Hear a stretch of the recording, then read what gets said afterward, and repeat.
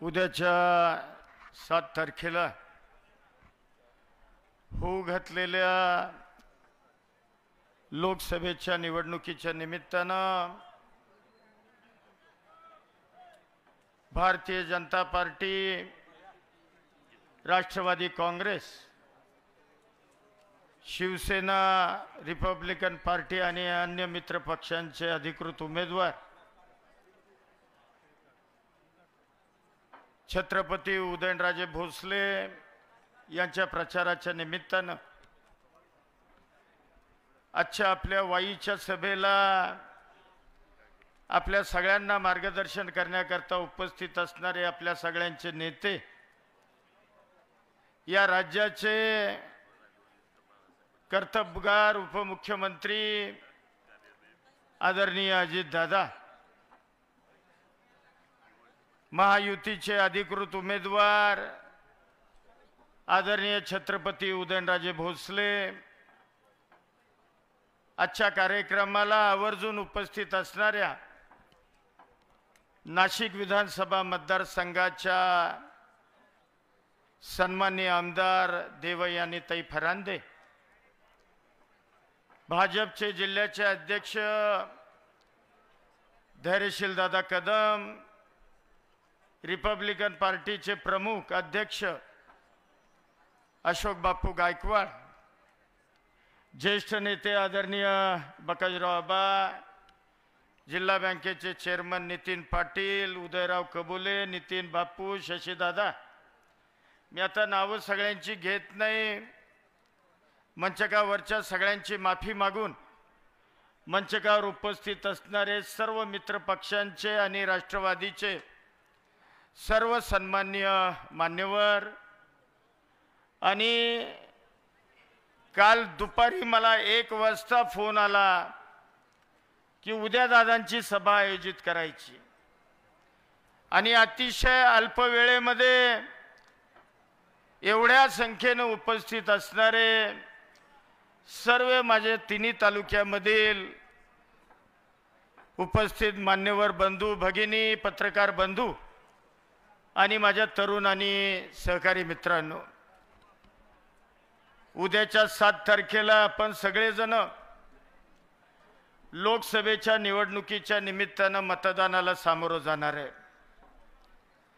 आणि आजची ही सभा ही आपल्या महायुतीचे उमेदवार आदरणीय छत्रपती उदयनराजे भोसले यांना आपल्या उद्या लोकसभेमध्ये प्रचंड मताधिक्यानं विजयी करण्याच्या संदर्भातली भूमिका ही आपल्याला त्या ठिकाणी घ्यावी लागणार आहे. खरं तर आधीच्या वक्त्यांनी सांगितलं,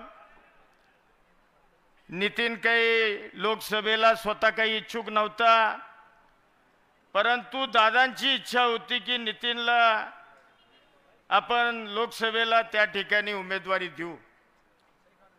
परंतु ज्या वेळेला महायुती असते, 3 पक्ष 4 पक्ष ज्या वेळेला एकत्र येऊन हे उमेदवारी अंतिम करण्याचा निर्णय घेत असतात,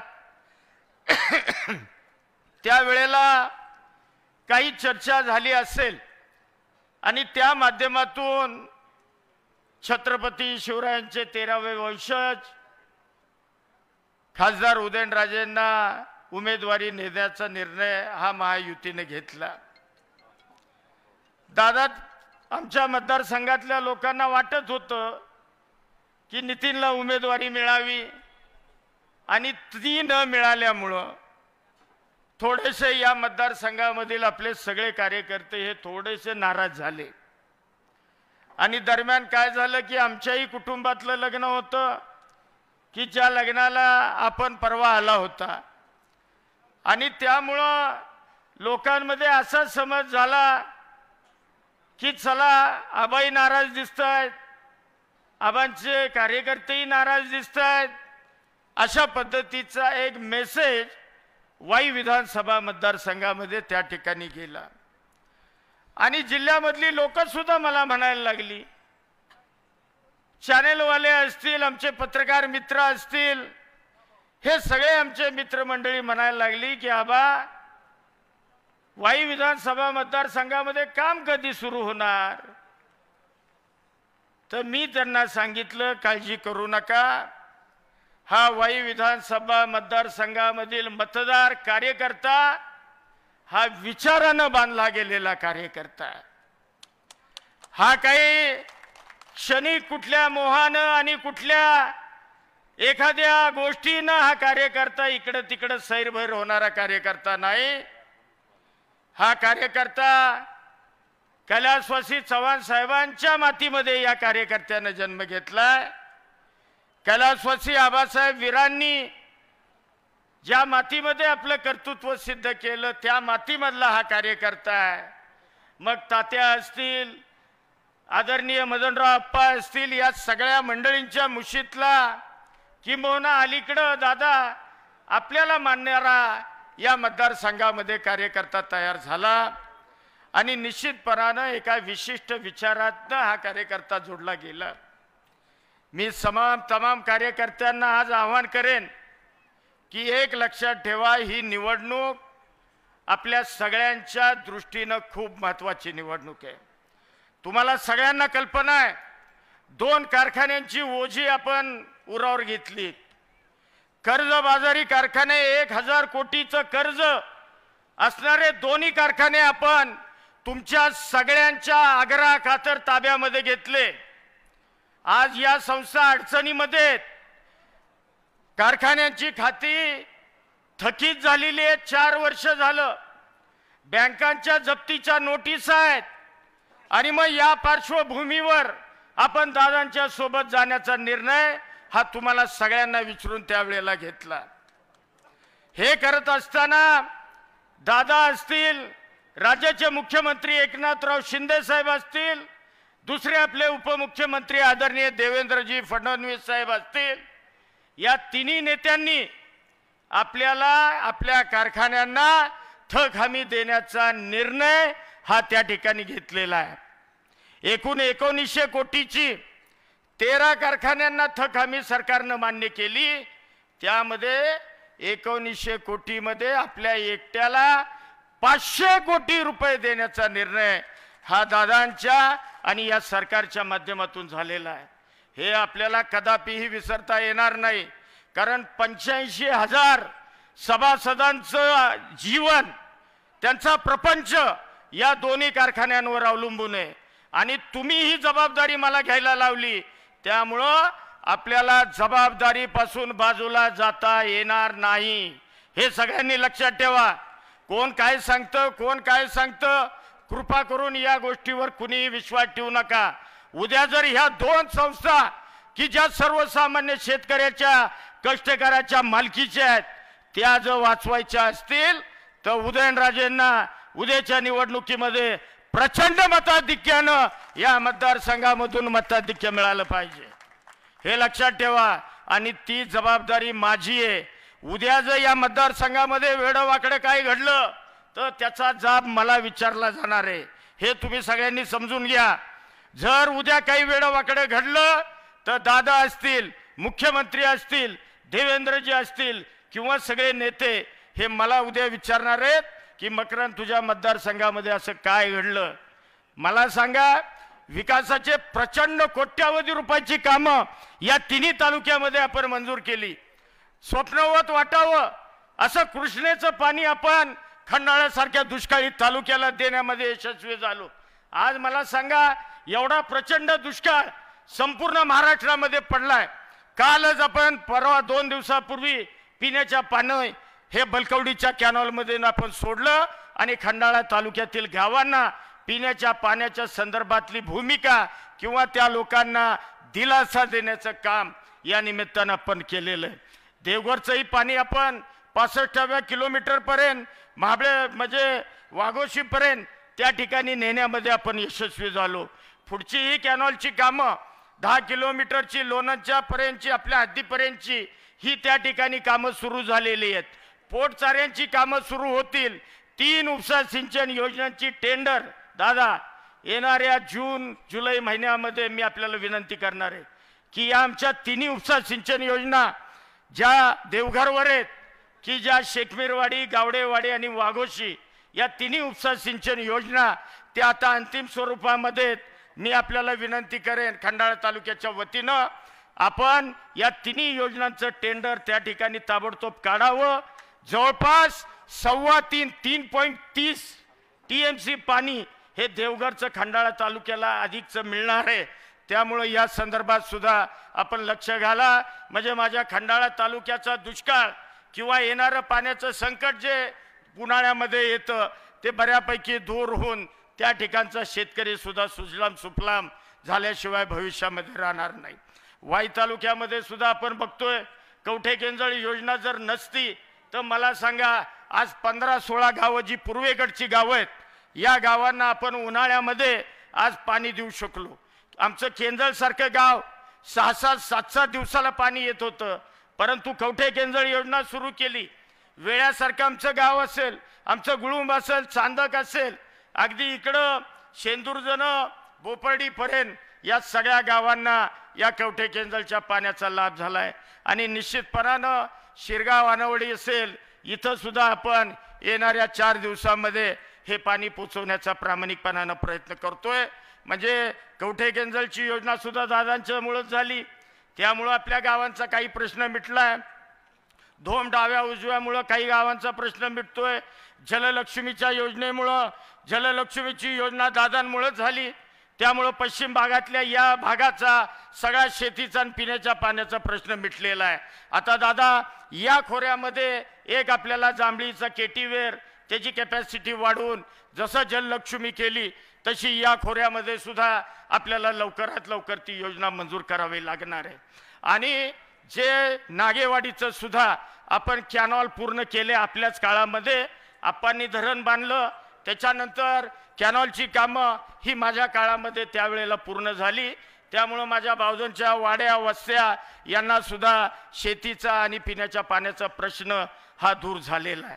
महाबळेश्वर असेल, महाबळेश्वर तालुक्यामध्ये सुद्धा अनेक कामं आपण केली। विशेषतः दादा अतिवृष्टी 2-3 वर्षापूर्वी झाली, ताई 24 तासामध्ये 900 मिलीमीटर पाऊस हा माझ्या महाबळेश्वर तालुक्यामध्ये झाला।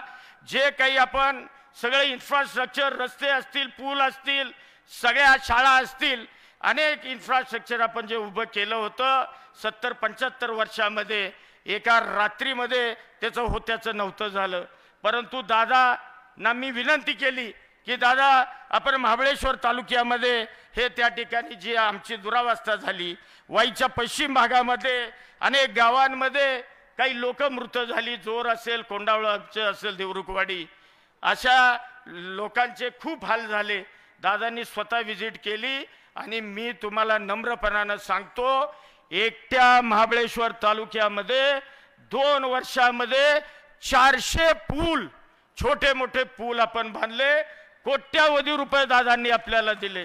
रस्ते वाहून गेले होते, ते रस्ते सगळे आपण पूर्ववत करण्याचा प्रयत्न केला।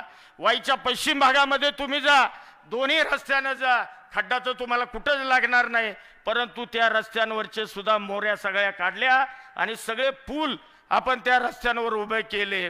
अनेक कामं या निमित्तानं करण्याचा आपण सगळ्यांनी प्रयत्न केलेला आहे। कालच्याच दादा 2 दिवसामध्ये तुम्ही 1000 कोटी आम्हाला मंजूर करून दिले, 2च दिवसात। म्हणजे क्षेत्र महाबळेश्वरच्या विकास आराखड्याला 197 कोटी, त्याचबरोबर प्रतापगडच्या विकास आराखड्याला 122 कोटी, 3 वाई, लोणंद, खंडाळा या 3 पाणी पुरवठा योजनांकरता म्हणजे लोणंदला 68 कोटी, वाईला 62 कोटी आणि 38 कोटी माझ्या खंडाळ्याला, तिन्ही नळ पाणी पुरवठा योजना दादा एका दिवसामध्ये तुम्ही मंजूर करून दिल्या। वाईचा ATP प्लांट 22 कोटी आपण मंजूर करून दिले। त्याचबरोबर हॅम मधला सुरूर ते प्रतापगड हा हॅम मध्ये जवळपास 375 कोटी रुपये हे दादा आपण मंजूर करून दिले।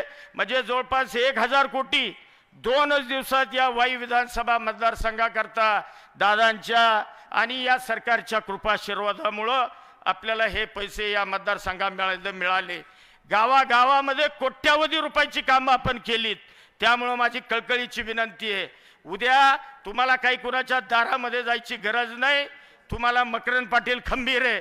त्यामुळे माझी विनंती आहे की या मतदारसंघाच्या विकासाची चिंता तुम्ही माझ्यावर सोपवलेली आहे त्याची तुम्ही बिलकुल काळजी करू नका. फक्त माझी आग्रहाची आणि कळकळीची विनंती आहे की उद्याच्या 7 तारखेला उदयनराजेंचं चिन्ह कमळ, या कमळाच्या चिन्हावरचं बटन दाबायचंय आणि त्यांना प्रचंड मताधिक्यानं आपल्याला या वाई विधानसभा मतदारसंघामधून निवडून द्यायचंय. पुन्हा मी तुम्हाला विनंती करतो, जर यामध्ये काही गडबड झाली तर लक्षात ठेवा, मला ही मंडळी माफ करणार नाहीत.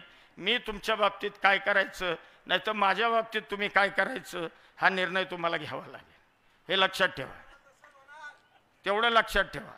त्यामुळं माझी कळकळीची विनंती आहे, कारण तुम्ही मंडळी, काही मंडळी आपली दुसऱ्या स्टेजवर दिसत आहेत. काय कारण हो तुम्ही दुसऱ्या स्टेजवर जायचं?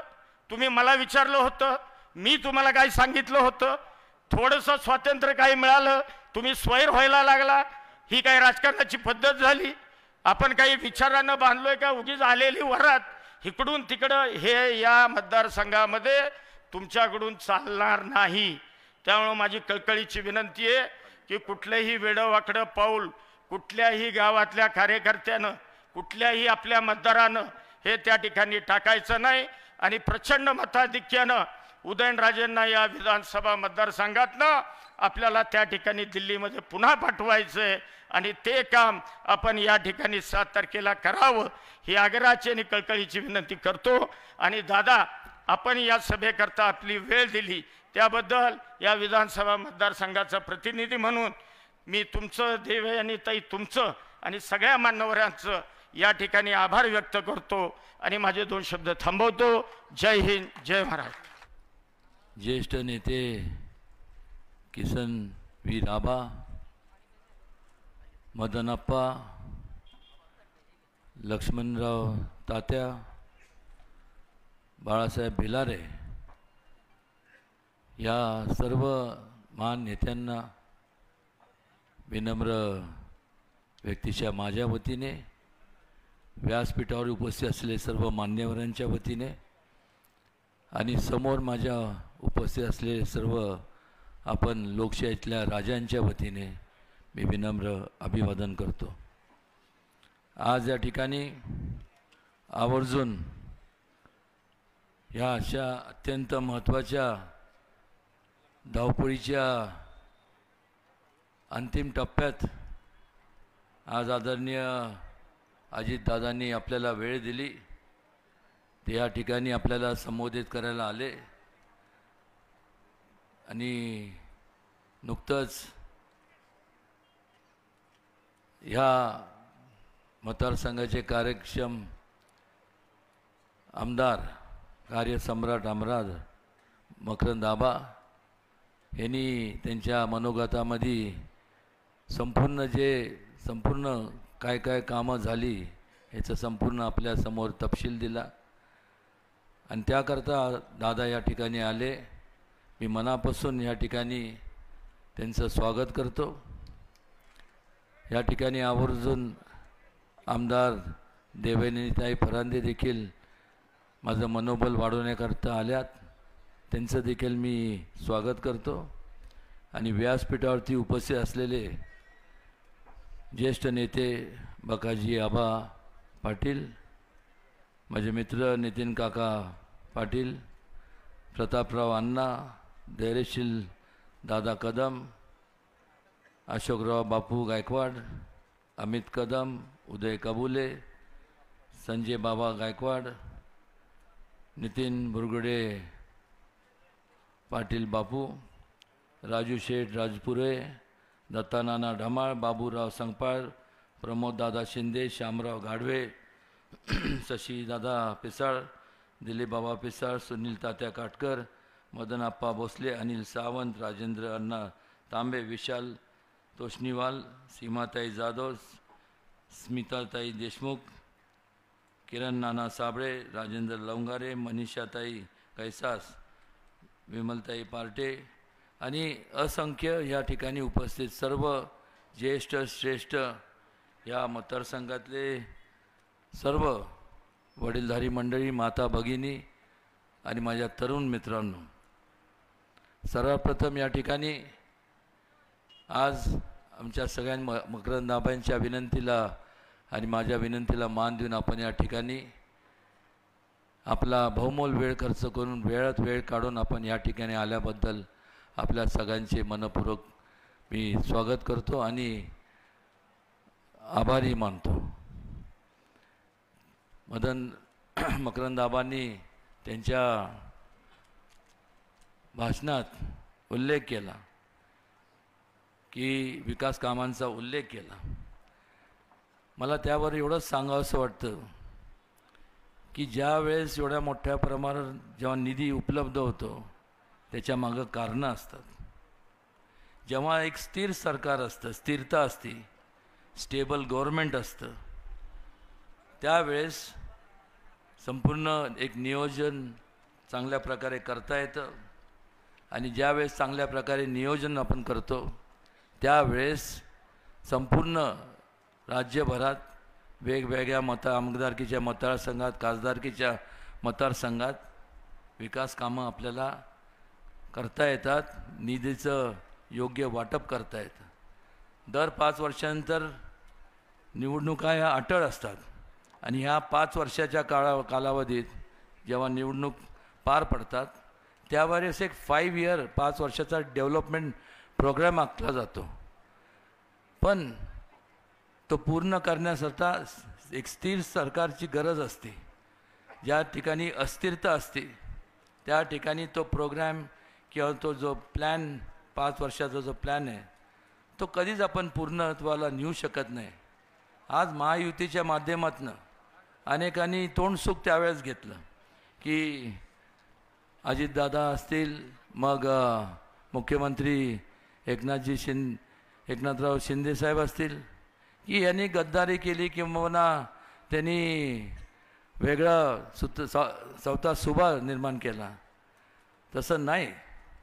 तर कामच होत नव्हती आणि अस्थिरता ज्या ठिकाणी असते त्यावेळेस एक जबाबदार व्यक्ती म्हणून, एक लोकप्रतिनिधी म्हणून दादांनी आणि एकनाथ शिंदेनी जे पाऊल उचललं ते पाऊल योग्यच होतं. कारण की जेव्हा आपण लोकप्रतिनिधी म्हणून जेव्हा आपण लोक आपल्याला निवडून देतात त्यावेळेस त्यांच्या आपल्याप्रती विश्वास ते व्यक्त करतात. त्या विश्वासाला वाटेल त्या परिस्थितीत तडा जाऊन दिला नाही पाहिजे. हे प्रत्येक लोकप्रतिनिधीचं ती जबाबदारी असते.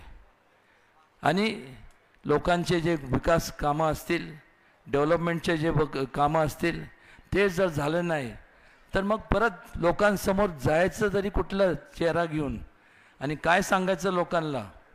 कारण की लोकांचा एकच विचार असतो, आम्ही आपल्याला मतदान केलं, आम्ही आपल्याला निवडून दिलं, त्यामुळे आता तुम्ही आमचे लोकप्रतिनिधी ह्या नात्याने जबाबदारी तुमची आहे की आमचं जे काय संपूर्ण जे आमच्या मूलभूत सुविधा आम्हाला मिळायला पाहिजे.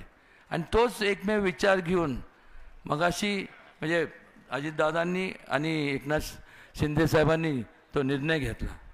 त्यामुळे कुठल्या स्वार्थापोटी घेतलेला हा निर्णय नाही आहे.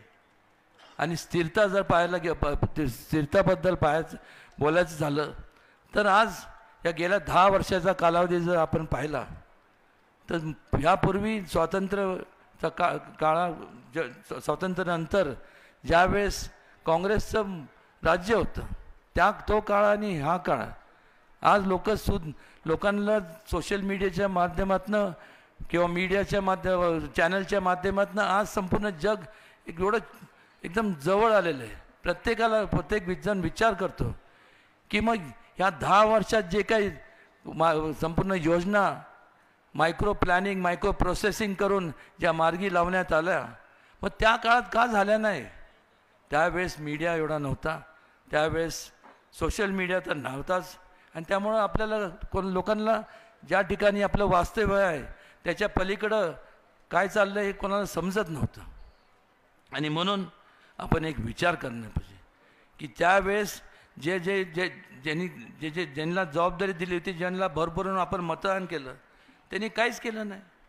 आणि पुन्हा मग आता आज महाविकास आघाडीच्या माध्यमातून लोकांसमोर जात असताना कुठल्याही प्रकारचं त्यांच्या पंतप्रधानांच्या उमेदवारावरती नावावरती देखील एकमत होत नाही. तिथंसुद्धा विसंगती पाहायला मिळते, तिथंसुद्धा मोठ्या प्रमाणावरती विस्कळीतपणा पाहायला मिळतो. कुठल्या प्रकारचं नियोजन नाही. कुठल्या प्रकारचं नियोजन जेव्हा नसतं तेव्हा प्रगती होत नाही. तेव्हा अधोगतीच्या दिशेने आपण वाटचाल करत असतं. हे आपण सगळ्यांनी समजून घेतलं पाहिजे. आज आपण या ठिकाणी विचार करणं गरजेचं आहे की या संपूर्ण देशामध्ये जवळपास 80% जे लोक आहेत हे शेती, त्यांचं संपूर्ण उदरनिर्वाह म्हणा किंवा त्यांचं अर्थव्यवस्था, कुटुंबाची अर्थव्यवस्था ही शेतीशी निगडीत आहे. आणि मग अनेक वर्षापासून शेतकऱ्यांचं, खास करून आपण या पश्चिम महाराष्ट्र म्हणजे शुगर लॉबी म्हणतो ज्याला, किंवा साखर कारखान्यांचा हा संपूर्ण परिसर, अनेक वर्षापासून मागणी होती की या शेतीवर लागणारा जो इन्कम टॅक्स आहे, आपलं कारखान्यावर लागणारा तो इन्कम टॅक्स आहे, तो रद्द करण्यात यावा. पण मात्र झाला नाही. का केला गेला नाही? इच्छाशक्ती नव्हती का त्याच्यावर विचार केला गेला नाही? हे गोडं हे कधी कोणाला सुटलं नाही. पण मात्र ज्यावेळेस अजितदादांनी आणि एकनाथ शिंदे साहेबांनी आणि देवेंद्र फडणवीसजींनी त्याच्यावर प्रामाणिकपणे बसून एक चांगला निर्णय घेतला आणि अमित शहाजींची भेट घेऊन आज संपूर्ण मगाशी मकरंदाबांनी जे उल्लेख केला की संपूर्ण तो इन्कम टॅक्सचा लागणारा जो मोठा कर होता तो कायम स्वरूपात आता रद्द झाला. एक प्रकारचा मोठा दिलासा तुम्हाला संपूर्ण शेतकरी वर्गाला मिळाला. आणि तो जर लागू केला असता तर मला सांगा काय अवस्था झाली असती. तुम्ही ऊस उत्पादक आहात, ऊसाचा ऊस घातला कुठला असता? कारण की कारखान्याची अवस्था अशी झाली असती की पगार द्यायचा कुठून, ताळमेळ सगळं आणि सगळं बिघडलं असतं. आणि त्यामुळं या बारकावे पाहणारं आता जे भारतीय जनता पक्ष आणि महायुतीचं जे शासन आहे हे एक प्रगतीच्या दिशेने वाटचाल करत आहे. त्याचबरोबर आपल्या ह्या संपूर्ण एवढ्या बारकाईने म्हणजे त्या काळात नुसत्या घोषणा झाल्या, गरिबी हटाव देश बचाव, जय जवान जय किसान. काय योजना आखल्या गेल्या गरिबांसाठी? काय योजना किंवा योजना राबवल्या गेल्या जवानांसाठी? काय योजना राबवल्या गेल्या किसानांसाठी म्हणजे शेतकऱ्यांसाठी? नुसतं घोषणा दिल्या आणि लोकांचे पोतांनी भरभरून मतं अनेक वर्ष घेतली. पण ह्या 10 वर्षाच्या कालावधीमध्ये घोषणा त्यांनी दिल्या पण त्याची पूर्तता कोणी केली तर संपूर्ण भारतीय जनता पक्ष आणि आदरणीय दादा एकनाथजी शिंदेसाहेब, देवेंद्रजी फडणवीस ह्या महायुतीच्या नेत्यांच्या माध्यमातून त्याची पूर्तता झाली. हे आवर्जून या ठिकाणी मला सांगावंसं वाटतं. त्याचबरोबर आपण जर बारकाईने विचार केला की या मतदारसंघात एकंदरीत आपण जर पाहिलं तर एवढ्या मोठ्या प्रमाणावरती निधी उपलब्ध जो झाला त्याकरता एक स्थिर सरकार होतं म्हणूनच उपलब्ध झाला. उद्या जर आपण जर चुकीचा निर्णय जर घेतला तर बाकी काय होत नाही. 99 साली असाच एक लोकशाहीतले आपण सर्व राजांनी निर्णय घेतला आणि त्यावेळेसचं जे शासन होतं त्यांना जेव्हा सिंचनाचे संपूर्ण प्रकल्पासाठी निधी उपलब्ध होत होता त्या शासनाला आपण सर्वांनी घरी बसवलं. 1-2 नाही तर तब्बल 15 वर्ष. आणि आज जे महाविकास आघाडीचे जे उमेदवार आहेत ते त्यावेळेस पालकमंत्री होते आणि त्यावेळेस त्यांच्याकडे सिंचन खातं होतं. पण मात्र ह्या संपूर्ण पश्चिम महाराष्ट्राचं सोडूनच द्या, महाराष्ट्र सोडून द्या, पण साधं सातारा जिल्हा ह्या जिल्ह्यातले जे संपूर्ण प्रकल्प हे रखडले गेले. एक नवा रुपयासुद्धा ते निधी ह्या कुठल्या कामांसाठी दिला गेला नाही. पण मात्र ज्या वेळेस महायुतीचं शासन आलं, परिवर्तन झालं, त्यावेळेस काय झालं तर मोठ्या प्रमाणात दादांनी निधी ह्या संपूर्ण प्रकल्पांसाठी उपलब्ध करून दिला आणि त्याच्यामुळंच आज अनेक प्रकल्प मार्गी लागले ज्याचा उल्लेख लिफ्ट इरिगेशन स्कीम असेल, नागेवाडी धरण असेल आणि जे आता प्रोसेसमध्ये आहे जे सोळशीचं धरण असेल, या सगळ्यांना कवठे केजर झाली, अनेक ज्या स्कीम झाल्या, लोणांचे स्कीम झाली. हे कशामुळे झालं? हे कशामुळे झालं त्याचं मूळ कारण म्हणजे लोकांच्या प्रती असणारं त्यांची एक आदरभाव असावा लागतो जो आज त्यामुळे ह्या गोष्टी हे प्रकल्प मार्गी लागतात.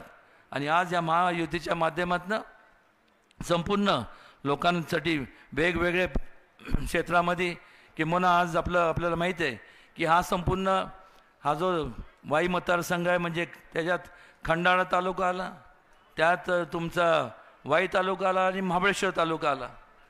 त्यावेळेची परिस्थिती काय होती?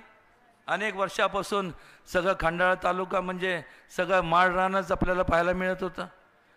आणि त्यामुळं इथं तीच परिस्थिती तुमच्या महाबळेश्वर तालुक्याची, डोंगरी संपूर्ण परिसर. आणि मग कुटुंबाचा देखरेख करण्याकरता अनेक लोक फक्त अंगावरच्या कपड्यावर मुंबईसारख्या, नवी मुंबई, ठाणे, कल्याण, पिंपरी चिंचवड सारख्या ठिकाणी त्यांनी धाव घेतली फक्त आपल्या कुटुंबाचे पोटाचे खळगे भरण्याकरता. आज मला सांगा, त्या ठिकाणी मला अभिमानाने सांगावंसं वाटतं, त्या ठिकाणी गेले अंगावरच्या कपड्यावर, पण त्या ठिकाणी स्वतःच्या हिमतीवर, बलबुत्यावरती त्यांनी आज एवढ्या मोठ्या संस्था निर्माण केल्या ज्याचा अभिमान आपल्या संपूर्ण सातारकरांना वाटावा. कारण की कोट्या आणि कोट्यावधी रुपयाची उलाढाल त्या ठिकाणी होती. ज्यावेळेस इथं ते गेले त्यावेळेस ते बरेचसे माथाडी त्या कामगार म्हणून त्या ठिकाणी गेले. त्यावेळेस या संपूर्ण पाटण तालुक्याचे आणि या संपूर्ण सातारा जिल्ह्याचे सुपुत्र कैलासवासी अण्णासाहेब पाटलांनी त्यांच्या संपूर्ण त्यावरती अन्याय होता कामा नये. त्यांना न्याय मिळाला पाहिजे. त्यांचे संपूर्ण हक अधिकार हे अबाधित म्हणजे व्यवस्थित राहिले पाहिजे. ह्यासाठी ती संपूर्ण योजना आपलं ती संघटना स्थापन केली, ती करण्यात आली. पण अलीकडच्या काळात तर वेगळंच पाहायला मिळतं आहे. सर्व म्हणजे जवळपास 4,000पेक्षा जास्त कोटींचा तिथं संपूर्ण अफरातफर झाली. ज्या लोकांच्या जीवावरती तुम्ही संपूर्ण ज्यांनी लोकांनी तुमच्यावर विश्वास ठेवला त्या लोकांनाच डबऱ्यात घालण्याचं काम आपल्याला पाहायला मिळालं. आणि मग सांगायचं की हे लोक म्हणजे मी काय कोर्टात गेलो नव्हतो, मी उमेदवारी अर्ज दाखल केला जसं त्यांनी पण आम्ही उमेदवारी अर्ज दाखल केला, पण आम्ही नाही कोर्टात गेलो की मला 7 तारखेपर्यंत मला लोकांशी संवाद साधायचा आहे आणि कृपया मला बेल मिळावं. हे मला का करावं लागलं नाही? कारण की मी कुठलाही गैरप्रकार केलेला नाही आणि भविष्यात देखील करणार नाही. पण ह्यांना ज्यावेळेस अर्ज दाखल करायच्या अगोदर 2 दिवस अगोदर कोर्टात गेले, जर तुम्ही काही केलं नसेल तर मग तुमचं मन का तुम्हाला खात होतं? जायचं नव्हतं कोर्टात. आणि मग कोर्टात गेले आणि मग त्या ठिकाणी त्यांनी अर्ज दिला की आम्हाला 7 तारखे या मतदान होतोपर्यंत आम्हाला जामीन देण्यात यावा. कोर्टाने सरळ कागदपत्र काय न्याय देवतं काय जर खोटं जर त्याच्यावरती विश्वास नाही ठेवायचा तर कोणावर ठेवायचा? त्या ठिकाणी हजारो जे माथाडी कामगार आहेत, आज त्यांचा प्रश्न आहे. त्यांनी सुद्धा त्या ठिकाणी त्याची दखल घेतली. आमचे मित्र आणि पाटण तालुक्याचे अण्णासाहेब पाटलांचे सुपुत्र मग नरेंद्र पाटील असतील, रमेश पाटील, त्यांनी मोठ्या प्रमाणात ते आवाज उठवला. आणि त्यामुळं त्यांना मी सांगितलं की ही अण्णासाहेब पाटलांचं ह्याला लागलेला हा जो कलंक आहे हा आपल्याला पुसून काढायचा आहे. काय चाललं आहे काय? आणि अशा जर एका बाजूला शिष्टाचार आणि दुसऱ्या बाजूला भ्रष्टाचार, मला तुम्हाला विचारायचं आहे की तुम्ही शिष्टाचाराच्या बाजूने आहात का भ्रष्टाचाराच्या बाजूने? कोणाच्या बाजूने? भ्रष्टाचार, शिष्टाचार ना. भ्रष्टाचार जर करायला लागलं तर मग काय मला सांगा ना. एवढी एक छोटीशी मार्केट म्हणजे काय छोटी म्हणजे मोठीच आहे. जर त्या मार्केट कमिटीमध्ये भ्रष्टाचार एवढा झाला तर विचार करा, जर ह्या संपूर्ण मतदारसंघामध्ये खासदार म्हणून येत तर नाही ते सोडून द्या, तर समजा एक असं काल्पनिक विचार करा की त्याला आपण खासदार बनवलं तर काय होणार आहे? आता जे मकरंद आबांनी सांगितलं ना, एवढे 10,000 11,000 कोटी हे एवढ्या पुरतंच मर्यादित राहणार. तिथं पूर्ण विराम लागणार, कारण की त्यापुढं काही होणार नाही. आणि तुम्ही ना समजा सांगतो तुमचे खिसे आहे ना आणि कपाटं त्याला फार बिल्डिंग करून ठेवा, कारण की त्याच्यात सुद्धा काही शिल्लक ठेवणार नाही. विचार करायच्या गोष्टी असतात. त्यामुळे ह्या संपूर्ण मतदारसंघातनं ज्या कृष्णे नदीचा उगम होतो, उगमापासून संगमापर्यंत, जसं नमो गंगा ते शुद्धीकरण हाती घेतलं, त्याचबरोबर केंद्र शासनाच्या माध्यमातून अनेक ज्या नद्या त्यांच्या लिस्टमध्ये आहेत त्यात कृष्णे नदीचा समावेश झालेला आहे. त्यामुळे त्या धर्तीवर या संपूर्ण कृष्णा नदीचा सुद्धा आपण शुद्धीकरणाचा आपण कार्यक्रम ह्या 5 वर्षाच्या कालावधीत राबवणार आहोत, जेणेकरून कुठल्याही परिस्थितीत कोणाच्या आरोग्याला धोका निर्माण होऊ नये. आणि त्याचबरोबर ह्या संपूर्ण निसर्गरम्य परिसर आहे. मोठ्या प्रमाणात ते टुरिस्ट केंद्र शासनाच्या माध्यमातून टुरिस्ट फॅसिलिटीज असतात. मग तुमचं नाईट सफारी असेल किंवा मग तुमचं म्हणजे जो वन विभागाचा ज्या जमिनी आहेत त्यातसुद्धा संपूर्ण आपल्याला शासनाकडनं मान्यता जसं रणथंबोर नावाचं एक ठिकाण आहे, तिथं टायगर सँच्युरी म्हणजे जसं सह्याद्री व्याघ्र प्रकल्प इथं आहे त्याच प्रकारे तिथंसुद्धा रणथंबोर व्याघ्र प्रकल्प आहे. त्या धर्तीवर मोठ्या प्रमाणात निधी आणून ते सुद्धा आपण चालू करण्याचा आमचा मानस आहे. ह्या संपूर्ण खंडाळा, शिरवळ, केसुर्डी या ठिकाणी मोठमोठे जे कारखानदारी पाहायला मिळते त्याच प्रमाणावर तशाच धर्तीवर वाईची जी थोड्याफार थोड्या जी दुर्लक्षित झालेली किंवा तिथं जास्तीत जास्त कारखानदारी कशी येईल आणि रोजगार कसा उपलब्ध होईल यासाठी सुद्धा आम्ही प्रयत्नशील राहणार आहोत. जेव्हा आम्ही म्हणतो तेव्हा मी एकटा नाही, मी मकरंद आबा आणि ज्यांना विसरून चालणार नाही असे नितीन काका आणि नितीन बापू, आणि जिथं दोन नितीन असल्यानंतर विषय संपला म्हणून समजा. हे सर्व निश्चितपणे करत असताना केवळ आम्ही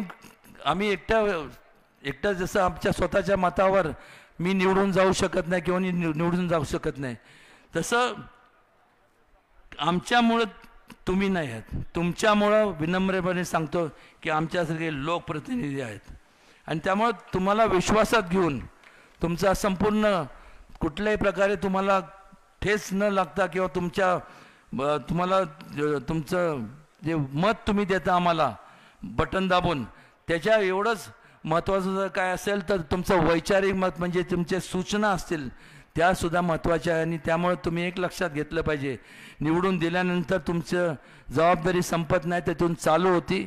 प्रत्येकाने हे लक्षात ठेवावं, कारण की आपापल्या ज्या ठिकाणी तुमचं वास्तव्य आहे त्या ठिकाणी नेमकं आपलं काय केलं पाहिजे याची जास्त माहिती तुम्हाला आहे.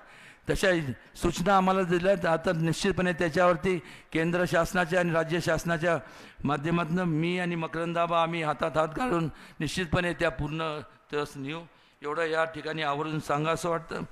आणि त्याचबरोबर आपल्याला माहिती आहे की स्ट्रॉबेरी, आलं आणि हळद मोठ्या प्रमाणावरती ह्या ठिकाणी त्याचं इथं उत्पादन होतं. याकरता संशोधन केंद्र त्या ठिकाणी केंद्र शासनाच्या माध्यमातून उभे केले जातील, हे सुद्धा सांगावंसं वाटतं. तीर्थक्षेत्राच्या बाबतीत बोलायचं झालं तर क्षेत्र महाबळेश्वर, मांढरदेवी असेल, धोम, वाई, प्रतापगडचा आणि ह्या संपूर्ण याचा एक आराखडा तयार करून ह्याच्या डेव्हलपमेंट करता असं देखील संपूर्ण प्रयत्न करणार. मकरंद आबा तर निश्चितपणे त्यांनी ती प्रक्रिया चालू केलेली आहे. माझ्या परीने जेवढं काय हातभार लावता येईल, जेवढं काय करता येईल त्यात कुठं कमी पडणार नाही. त्याचबरोबर ह्या मतदारसंघात ज्या 3 मोठ्या नगरपालिका आहेत, महाबळेश्वर, पाचगणी आणि तुमची वाई नगरपालिका, जिथं आता ही सभा होत आहे, याकरता सुद्धा UDच्या माध्यमातून केंद्र शासनाच्या माध्यमातून ज्या मोठ्या स्कीम्स असतील, अमृतच्या खाली असेल किंवा वेगवेगळ्या योजना असतील, या ठिकाणी आबांनी सांगावं काय करायचं आणि केंद्रातनं शासनाच्या माध्यमातून संपूर्ण तिथं निधी तिथं मंजूर करून आणण्याचं काम माझं राहील. मगाशी हॅमचं तर आम्ही मागंसुद्धा आमचा पण प्रस्ताव होता, त्याचा उल्लेख आबांनी केला, त्यांनीसुद्धा दिला होता. सुरूर ते पोलादपूरपर्यंत जो रस्ता आहे, कारण की आपल्याला माहीत आहे. आणि मला सांगताना आनंद वाटतो की रोपवेचा जो प्रोजेक्ट आहे त्याला मान्यता मिळालेली आहे, म्हणजे धोमपासून प्रतापगडपर्यंत.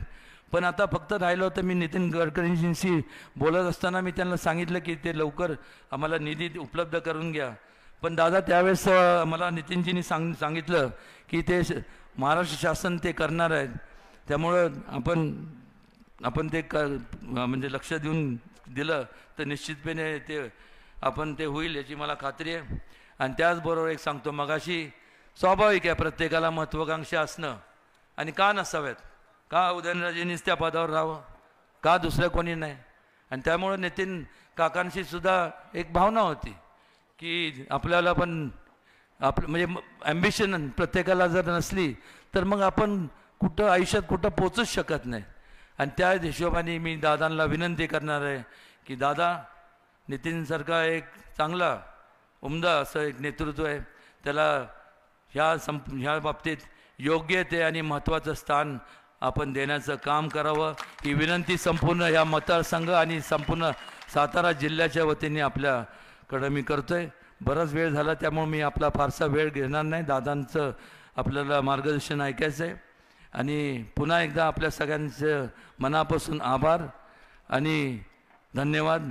जय हिंद, जय महाराष्ट्र, जय शिवराय. शामराव गाढवे, प्रमोद शिंदे, बापूराव सकपाळ, दत्तानाना धमाळ, राजेंद्र लवंगारे, सीमाताई जाधव, शारदाताई जाधव, स्मिताताई देशमुख, मंगेश धुमाळ, सुनील काटकर, किरण साबळे पाटील, सचिन साळुंके, अनेक माझ्या वाई, महाबळेश्वर, खंडाळा ह्या परिसरातून आलेले महायुतीच्या मध्ये सामील झालेले विविध राजकीय पक्षांचे सर्व आजी माजी सन्माननीय पदाधिकारी, माझ्या शहरातील जमलेले प्रतिष्ठित नागरिक, माझ्या वाई, खंडाळा, महाबळेश्वर विधानसभा मतदारसंघाच्या कानाकोपऱ्यातून आलेले माझे सगळे मतदार बंधू भगिनी, पत्रकार मित्र आणि तरुण मित्रांनो, वेळ बराच झालेला आहे. दुपारचं ऊन आहे, 40 टेम्परेचर आहे. त्यामध्ये काल सांगितलं अजून 24 तास नाही झाले आणि तुम्ही इतक्या मोठ्या संख्येने आज मकरंदाबाईच्या आग्रहाखातर, मकरंदाबाईच्या विनंतीला मान देऊन इथं मोठ्या संख्येने उपस्थित राहिला, त्याबद्दल मी आपल्या सर्वांचं मनापासून स्वागत करतो. सर्वांना मनापासून धन्यवाद देखील देतो. मित्रांनो, निवडणुका येतात जातात. सर्वसामान्य माणूस असा म्हणतो की आम्हाला काय त्याच्यात फरक पडतो. यावेळेस देशामध्ये लोकसभेच्या निवडणुका चालू आहेत. पहिला टप्पा झाला, दुसरा टप्पा झाला, आपला तिसरा टप्पा उद्याच्या 7 तारखेला आहे. सकाळी 7 ते संध्याकाळी 6 मतदान आहे. मधल्या काळामध्ये मकरंदाबाईच्या घरामध्ये एक लग्न होतं. मला वाटलं होतं की आधी लग्न कोंडाण्याचं मग रायबाचं, पण आम्ही आधी रायबाचं केलं, आता कोंडाण्याच्या लग्नाला निघालोय. जरा आता बदल केलाय. तो इतिहास वेगळा, आता आमचा इतिहास असा सुरू झालाय. हरकत नाही, आपण सगळे आनंदाने तिथं उपस्थित राहिलो. वधूवरांना शुभाशीर्वाद दिलेले, त्यांचं वैवाहिक जीवन सुखाचं, समृद्धीचं, आनंदाचं, भरभराटीचं जावं अशा प्रकारे परमेश्वराची प्रार्थना देखील केलेली. प्रत्येकाचं चांगलं व्हावं. खरं तर आमचे एकनाथराव शिंदे सांगतात की हे सर्वसामान्यांचं सरकार आहे, हे तुमचं आमचं सरकार आहे. मी देवेंद्रजी आणि एकनाथराव ही कामं करत असताना माझाही हाच प्रयत्न आहे. मला माझ्या पहिल्यांदाच राजकीय जीवनामध्ये कॅबिनेट मंत्रिपदाची शपथ मला घ्यावी लागली आणि त्याच्यानंतर पहिलं पालकमंत्रीपद ह्या जिल्ह्याचं मला मिळालं. आणि हा जिल्हा स्वर्गीय यशवंतराव चव्हाण साहेबांचा जिल्हा आहे. अतिशय प्रेमळ असे कार्यकर्ते, जीवाला जीव देणारे कार्यकर्ते, ह्याचा अनुभव मी त्या 99 ते 2004 सालामध्ये घेतला. त्याच्यामुळे अनेक वेगवेगळ्या भागामध्ये ओळखी झाल्या. वेगवेगळ्या भागामध्ये काय आणलं पाहिजे, कसं केलं पाहिजे, कसा निधी दिला पाहिजे. परवाच 1 मे झालेलं आहे. संयुक्त महाराष्ट्राचा मंगल कलश 1 मेला आणून 64 वर्ष पूर्ण झाली. त्यावेळेस यशवंतराव चव्हाण साहेब हे काय कर्तबगार नेता आहे हे देशाला कळलं, जगाला कळले, महाराष्ट्राला कळले. आज मी जो राजकीय निर्णय घेतलेला आहे, मी अनेक चव्हाण साहेबांची पुस्तकं वाचलीत. चव्हाण साहेबांनी पण सांगितलं, चव्हाण साहेबांच्यावर पण काही राजकीय संकट आली, चढ उतार आले, त्याचे तुम्ही आम्ही साक्षीदार आहेत. परंतु त्यांनी त्याच्यामध्ये लिहिलंय, तुम्हाला शेवटचा माणूस आहे, बहुजन समाजाला खऱ्या अर्थाने मदत करायची असेल तर तुम्हाला सरकारमध्ये जाऊनच ती मदत करावी लागते.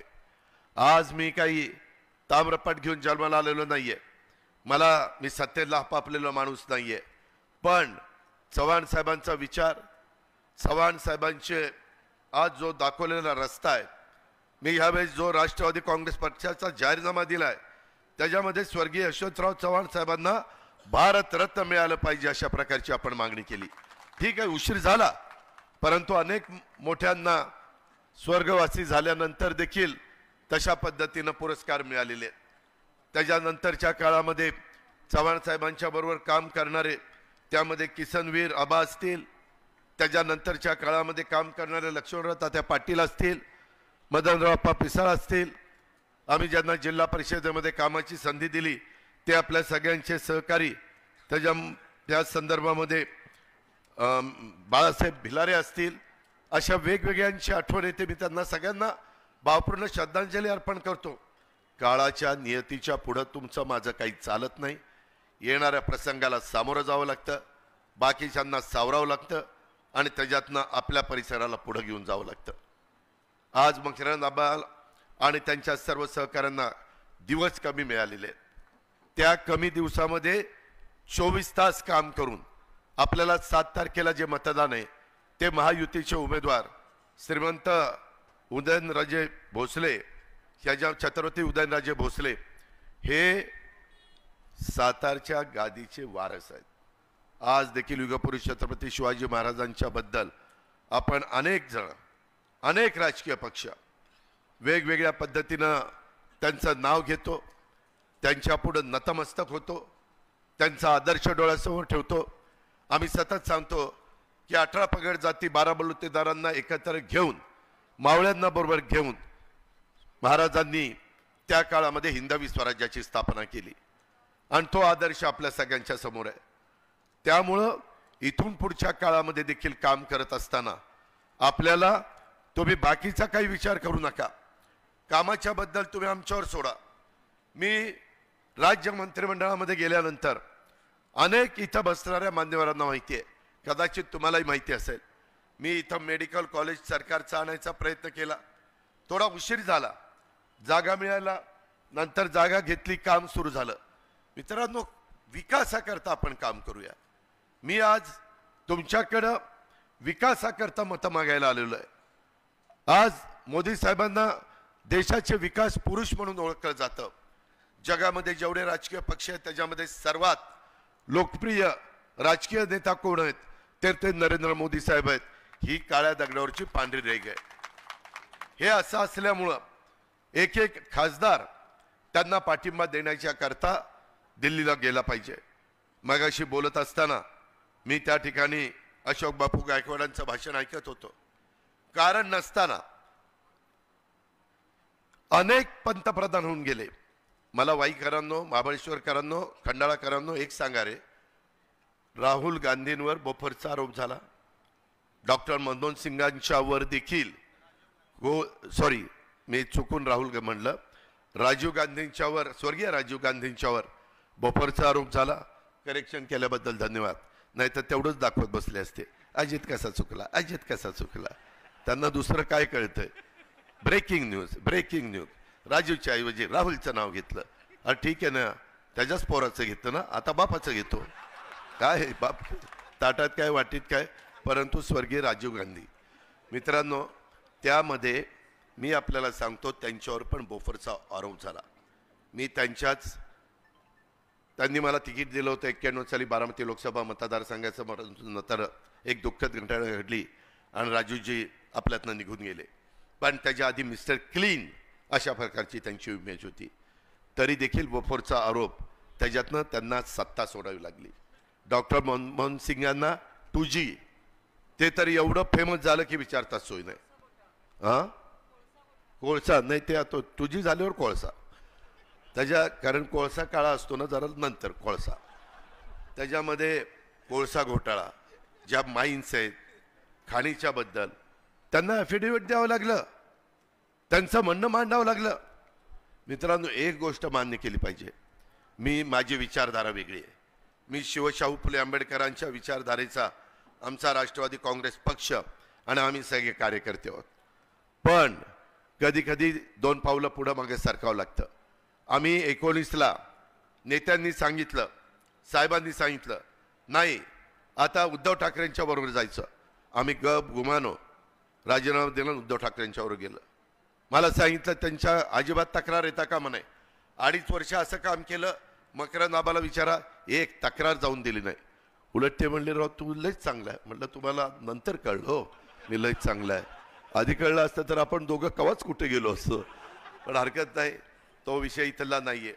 माझं तुम्हाला हे सांगणं आहे की त्या संदर्भामध्ये ज्या ज्या गोष्टी सांगितल्या तशा आम्ही केल्या. परंतु 10 वर्षाच्या कारकिर्दीमध्ये पंतप्रधान नरेंद्र मोदी साहेबांच्यावर एक एवढा देखील शिंतोडा उडवल्याचं कोणाचं उदाहरण दाखवता येणार नाही. हे आपण मान्य केलं पाहिजे. आज आपल्या आजूबाजूची राष्ट्र जे पाकिस्तान कुरघुडे करायचं, पुलवामाला असा दणका दिला की पुन्हा पाकिस्ताननी आपल्याकडे बघितलंच नाही, गपगार शांत बसलाय.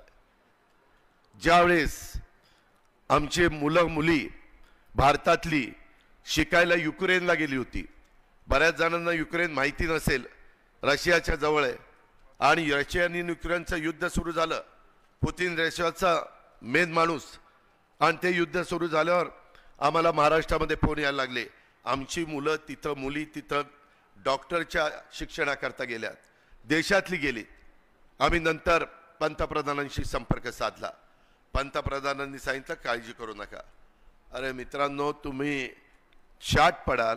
युक्रेनचं युद्ध थांबवण्याच्या करता पुतिनला फोन लावला, कुणी? मोदी साहेबांनी. आणि पुतिनला सांगितलं माझी मुलं मुली भारतातली तिथं आहेत, तेवढ्या काळापुरतं युद्ध थांबवा. युद्ध थांबलं आणि स्पेशल विमानं घालून पाठवून सगळ्यांना सुरक्षित त्यांच्या त्यांच्या जागी पोहोचवलं. हे येड्या गाबाळाचं काम नाही, त्याला दमदार नेता, धडाकेबाज नेता लागतो, तर ते होत असतं.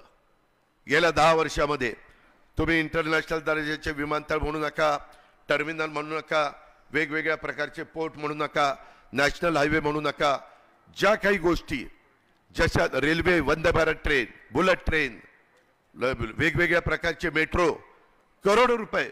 माझ्या पुण्यामध्ये आम्ही 16,000 कोटी रुपये आणले नदी सुधार कार्यक्रमाला पैसा. मित्रांनो, मी राज्याचा निधी मकरंदाबाला दिला, त्याच्यामध्ये मला एकनाथराव आणि देवेंद्रजींनी मदत केली, पण फक्त तो राज्याचा आहे. जर त्याला जोड देशाच्या निधीची मिळाली तर आपला परिसर कुठल्या कुठं जाईल. त्याकरता आपल्याला केंद्राचा निधी आणायचा आहे, आणि केंद्राचा निधी आणण्याच्या करता केंद्रात ज्या मोदी साहेबांचं सरकार येणार आहे त्यांच्या विचाराचा खासदार गेला पाहिजे. म्हणून माझी विनंती आहे की तुमच्या इथं नेहमी तुम्ही घड्याळ त्या ठिकाणी चालवण्याचा प्रयत्न केला. राष्ट्रवादी काँग्रेस पक्षाची स्थापना झाल्यापासून सर्व निवडणुकीमध्ये तुम्ही घड्याळाचा खासदार निवडून दिला. ह्यावेळेस तुमच्या कार्यकर्त्यांच्या, माझ्या पक्षाच्या सहकाऱ्यांच्या मनामध्ये ती गोष्ट येणं काही चुकीचं नाही आहे, पण मी हे असल्या उन्हामध्ये तुम्हाला सांगतो, तुम्ही काळजी करू नका. मगाशी नितीन काकाचं नाव मकरंदाबांनी घेतलं, उमेदवारांनी घेतलं. तुमच्याही मनामध्ये, तुमच्या मनामध्ये जे ते मला समजतं. तुम्ही आपला महायुतीचा उमेदवार माझ्या वाई, महाबळेश्वर, खंडाळा ह्याच्यामध्ये चांगल्या मताने, लाख मताचं मताधिक्य द्या, कारण आता समोर कुणी नाहीच आहे ना. जे आहेत तेही कमळाचं काम करतात, ज्याचं आपलं जमत नाही तेही कमळाचंच काम करतात, आणि आपणही ते करायचं आहे. तुम्ही काळजी करू नका, तुम्ही ते काम करून दाखवा. मी 9 जूनमध्ये नितीन काकाला खासदार केला तर पवाराची अवलाद सांगायचो नाही. माझ्यावर सोपरा, तुम्ही फक्त माझं ऐका, त्याच्यामध्ये बदल होता कामा नये. मित्रांनो, शेवटी कुणाला कशी ताकद द्यायची ते मला चांगलं कळतं. तुम्हाला आज मी सांगतो, ज्या दिवशी 2 जुलैला शपथविधी होता, एका माझ्याच तिथं छोटी खोली होती, मी बसलोय, आबा बसलाय तिथं, नितीन काका बसलाय. मी आबाला म्हणतोय चल शपथविधीला, चल शपथविधीला. अरे तू माझा पाहुणा आहे, माझी बहीण तुला दिलेली आहे, तिचं तरी ऐक. नाही राव दादा, आईला विचारल्याशिवाय नाही, कार्यकर्त्यांना विचार. अरे म्हणलं, नेत्यांनी सारखं सारखं कार्यकर्त्याला विचारायचं नसतं, जेव्हा नेत्याला गरज असते तेव्हाच कार्यकर्त्याला विचारायचं असतं. आज आपण शपथविधी घेऊ. 10 मला मंत्रिपद मिळालेली आहेत. मला सातारला मंत्रिपद द्यायचं आहे, मागं मला देता आलं नाही, त्यावेळेस साहेबांनी उत्तर कराडला दिलं, ती भर मला भरून काढायची. नितीन काका म्हणला, दादा म्हणतोय ती खरंय, आबा ऐक, आबा ऐक. कशाचा आबा ऐकतोय? मला तर वाटलं नितीन काकाला येऊन शपथविधी घ्यावा, नाहीतर शपथविधी घेतला तर 6 महिने राहता येतं, त्याला काही लगेच आमदार व्हावं लागत नाही. आणि मग परत ह्याला कळलं असतं तर मग नितीनला सांगितलं असतं आता ते राजीनामा, आणि आबा घे आता शपथ. पण जाऊ दे म्हणलं, उगीच काहीतरी वेगळं दिसे. त्यावेळेस त्यांनी माझं ऐकलं नाही. आता मी आपल्याला सांगतो, वाईकरांनो, खंडाळाकरांनो, महाबळेश्वरकरांनो, तुम्हाला एकही काही न करता मी तुम्हाला एक जोडीला खासदार देतोय. उद्याच्याला उदयनराजे आपली कामं करतीलच, परंतु उदयनराजेंच्या व्यापातनं जर काही वेळ लागला तर नितीन काका आहे ना, काका चल घे काम कर, सारखं काकाच्या मागं भुंगा लावायचा. आणि त्याच्यात मी पण आहे, देवेंद्र पण आहे, एकनाथराव शिंदे आहे. राज्याच्या बाबतीतली मदत आम्ही करू, पण तुम्ही उद्याच्या काळामध्ये महायुतीचा उमेदवार निवडून दिला पाहिजे. मगाशी मकरंद आबांनी पण सांगितलं, मी पण ते तुम्हाला सांगतोय, तुम्ही तुमचं काम करा, आम्ही आमचं काम करू. शेवटी आपण साधू संत नाही, नुसतं विचार ऐकायचे आणि त्या पद्धतीनं त्या रस्त्याने जाण्याचा प्रयत्न करायचा. त्यांचे विचार साधू संतांचे तर उत्तमच आहे, वारकरी संप्रदायाच्या बद्दल आपल्याला सगळ्यांना आदरच आहे, त्यांच्या पुढे आपण नतमस्तकच होतो. पण जे जे काही प्रश्न उद्याच्याला महाबळेश्वर असेल, खंडाळा असेल, वाई असेल, इथं काही निधी पाहिजे असेल, मगाशी आबांनी तर त्याचे आकडे सांगितलेलेच आहे, परंतु मधी श्री क्षेत्र महाबळेश्वर आबा आपण कितीदा प्लॅन घेऊन बसलो, 4-5 वेळेला. आणि मग आम्ही आपले एकनाथराव शिंदेची कमिटी त्यांच्या पुढे नेला, शिंदे साहेबांना पण आवडला, म्हणले चला मंजूर, आणि ती मंजुरी आपण दिले. 5 नद्या उगम पावलेत ना, का 7 नद्या किती उगम पावलेत तिथं? 5 नद्या उगम पावल्यात. एवढं चांगलं करतो की लोक वेण्णा लेकला जातात, महाबळेश्वरमध्ये फिरतात, पण आल्यानंतर पर्यटक म्हणला पाहिजे चला आपण श्री क्षेत्र महाबळेश्वरच्या दर्शनाला जाऊ. एवढा सुंदर प्लॅन केलेला आहे. त्याच्यामध्ये प्रतापगडचं काम मधी आपण हातामध्ये घेतलंय, किल्ले गड ह्याचं संवर्धनाचं काम आपण हातामध्ये घेतलंय, स्कुबा ड्रायव्हिंग ह्याचा उपयोग तुमच्या माझ्या परिसरामध्ये सातारा जिल्ह्यात येणाऱ्या पर्यटकांना त्या ठिकाणी होणार आहे. पर्यटनाला चालना देण्याचं काम आपल्याला करायचं आहे. मध्ये आपलं सैनिकी स्कूल, मला अनेक जण सांगायचे दादा चांगले चांगले लोक तिथे शिकले, त्याला मदत करा. 400 कोटी रुपयाची मदत केली. तुम्ही काळजी करू नका, तुम्ही ज्या पद्धतीनं स्वर्गीय यशवंतराव चव्हाण साहेबांचा वारसा पुढे आम्ही घेऊन चाललेलो आहे. आम्हाला काहींनी सांगितलं तोच राष्ट्रवादी काँग्रेस पक्ष, तोच झेंडा, तेच चिन्ह, परंतु ते वापरायचं नाही. आमचा फोटो, आम्ही गप्प बसलो, ते आपलं दैवत आहे, परंतु मी कोर्टात जाईल, आम्ही काही म्हणलो नाही. मी त्याच्याऐवजी ठरवलं की ठीक आहे, कोर्ट ते कोर्ट आहे, आपण चव्हाण साहेबांचा फोटो लावू. आता सगळीकडे राष्ट्रवादी काँग्रेस पार्टीच्या बॅनरवर चव्हाण साहेबांचे फोटो असतात. मित्रांनो, शेवटी अशा प्रकारची माणसं क्वचितच जन्माला येत असतात, ती त्यांना दैवी देणगी असती, त्याचा आदर आपण सगळ्यांनी करायचा असतो. जे काही 2 कारखान्याच्या बद्दल आबांनी उल्लेख केला, मी म्हणत होतो अरे नको घेऊ, मला ह्याच्यातली माहिती आहे, अरे लय जोरा म्हणजे कामाचं म्हणजे खेळखंडोबाच आहे, ते थोडेसे केस राहिले ती जातील, म्हणलं एक टाळक्यावर केस राहायचा नाही, दोघंही आपण सारखेच हो, असं आपली परिस्थिती होईल. पण काही बाबांनी ऐकलं नाही. तुमच्या रेट्या पुढं बाबांनी ते कारखाने घेतले. आता ते माग त्याच्यातनं मार्ग काढण्याच्या करता आम्ही NCDC पुढे गेलेलो आहे, त्याला राज्य सरकारने मान्यता दिलेली आहे. त्याच्यामध्ये अमित शाह साहेब म्हणाले की त्याच्यात काळजी करू नका, मी तुम्हाला मदत करतो. आज केंद्राचं सरकार चांगल्या कामाला मदत करत असतं, त्याचा पुरेपूर फायदा आपल्याला महाराष्ट्राला उचलायचा आहे, माझ्या सातारा जिल्ह्याला उचलायचा आहे, माझ्या वाई खंडाळा महाबळेश्वरला उचलायचा आहे. आज हे सगळं होत असताना कराड उत्तर, कराड दक्षिण, कोरेगाव, पाटण, सातारा, जावली, माझी आज शिवेंद्र बाबा इथं नाही आहेत, पण श्रीमंत छत्रपती उदयनराजे तुम्हाला माझी विनंती आहे की सातारा जावलीमध्ये मी ज्या वेळेस उभा राहतो त्यावेळेस माझ्या स्वतःच्या मतदारसंघात मी 1,68,000 अशा प्रकारचं लीड घेत असतो. आपल्याला जास्त नको, परंतु सातारा जावळीमधनं 1 लाखाचं लीड तुम्ही आणि शिवेंद्र बाबा एकत्र असताना मिळालंच पाहिजे. त्याच्यामध्ये कुठली अडचणी यायला नको, कारण ती सातारची गादी मानाची गादी आहे, ती मराठ्यांची गादी आहे. त्याच्यामुळं आपण सगळ्यांनी त्या अँगलनी तिथं बघितलं पाहिजे. माझी तुम्हाला विनंती आहे की कोरेगावमध्ये महेश आणि बाकीचे सगळे आमदार आमचे काम करतायत.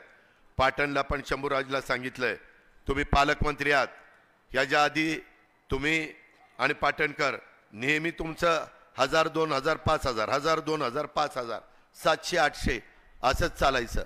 आता पालकमंत्रीच्या काळात जसं आबाच्या इथं मोठी कामं झाली तसं पाटणच्या परिसरात शिकार कामं झाली, तिथंही लीड चांगला त्या ठिकाणी मिळाला पाहिजे. अशा पद्धतीनं आपल्याला ही निवडणूक जिंकायची आहे. काही झालं तर जिंकायचीच आहे, बाकीचं माहीत नाही. आणि ते करण्याच्या करता मी माझी जबाबदारी पार पाडीन.